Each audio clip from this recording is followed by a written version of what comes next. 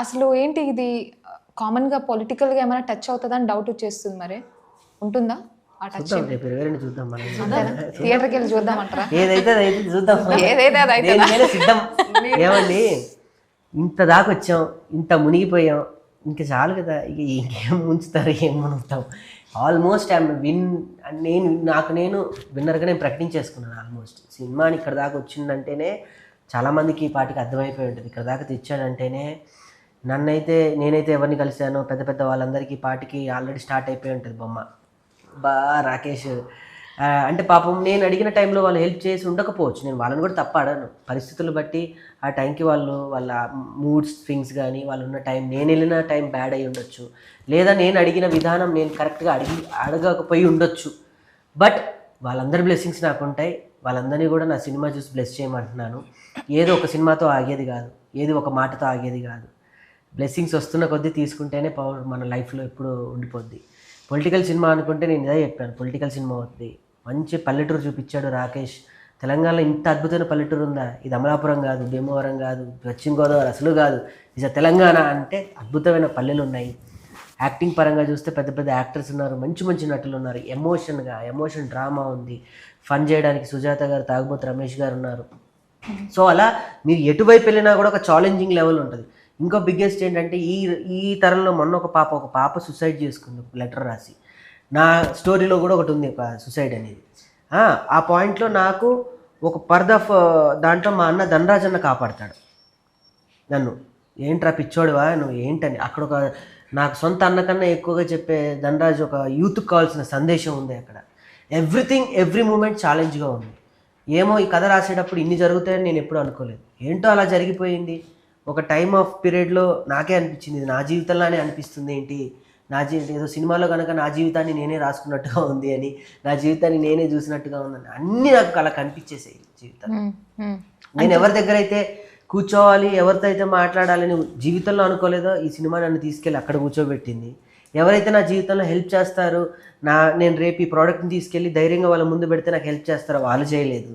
జీవితంలో అదే మనం ఏదైతే ఎక్స్పెక్ట్ చేస్తామో అది జీవితంలో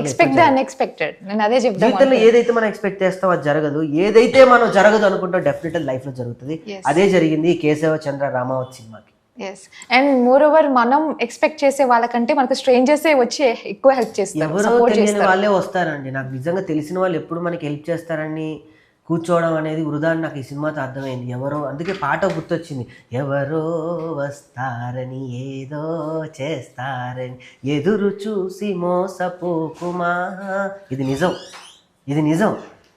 నువ్వు నడుస్తుంటే, నీకు నువ్వు ప్రయాణం అవుతుంటే, నీ నడక నచ్చో, నీ కష్టం నచ్చో ఎవరో ఒకళ్ళు వస్తారు. అలా వచ్చిన వాళ్ళంతా కింద. నా లోగోస్ ఒకప్పుడు ఖాళీగా ఉండేది, ఎంత ప్రివిలేజ్గా ఉంటుంది తెలుసా. ఇంకా నా పోస్టర్లో ఒకటి మిస్ అయింది. ఈ లెఫ్ట్ సైడ్ ఖాళీ ఉంచా, అది ఎవరు అడగట్లేదు ఎందుకు ఉంచారు అని. అక్కడ 3 అవార్డ్స్ లోగోలు వస్తాయి, పైన ఒకటి కింద ఒకటి. డిజైనర్కి ఏం చెప్పా, ఏంటన్నా నీ భరోసా ఏంటన్నా అని అన్నా. ఎస్ ఎగ్జాక్ట్లీ నా ప్లేస్ క్రియేట్ చేసుకుందే నా అవార్డ్స్ గురించి. అసలు ఈ మూవీ మొత్తం కంప్లీట్ అయ్యింది కదా ఇప్పుడు, మీలో ఒక తెలియని కొత్తదనం కనిపిస్తుంది నాకు. Like you have seen a lot of things అనిపిస్తుంది. లైక్ నేను చూడందంటూ ఏం లేదు, చాలా దెబ్బ తగిలింది కదా మీ మాటల్లో. అంటే ఇది ఒక 45లో 30లోనో ఇంకొక 50లో తగులుంటే నేను కోలుకుంటాను లేదు. నా సెన్సిబిలిటీకి నా గుండెని దేవుడు అంత రాయిలాగా మార్చేశాడు. తట్టుకున్నా, బాగా తట్టుకున్నా. లేకపోతే ఇక్కడ దాకా రాదు. పెద్ద వాళ్ళు తట్టుకోలేకపోయారు, చాలా ఆశ్చర్యపోతున్నారు. ఏంటిని నేను దిల్రాజు గారు కూర్చున్నప్పుడు ఒక మాట్లాడుకున్నాను. ఆయన గేమ్ చేంజర్ గురించి చెప్పారు, నేను నా సినిమా గురించి చెప్పాను. బట్ నేను ఇప్పుడు ఈ టైంలో నేను నీకు ఏ సహాయం చేయకపోవచ్చు, బట్ ఏదో ఒక రోజు నీకు ఉపయోగపడతా అన్నారు. అంత పెద్ద వాళ్ళకే చాలా ఉంటాయి తట్టుకోవడం గురించి.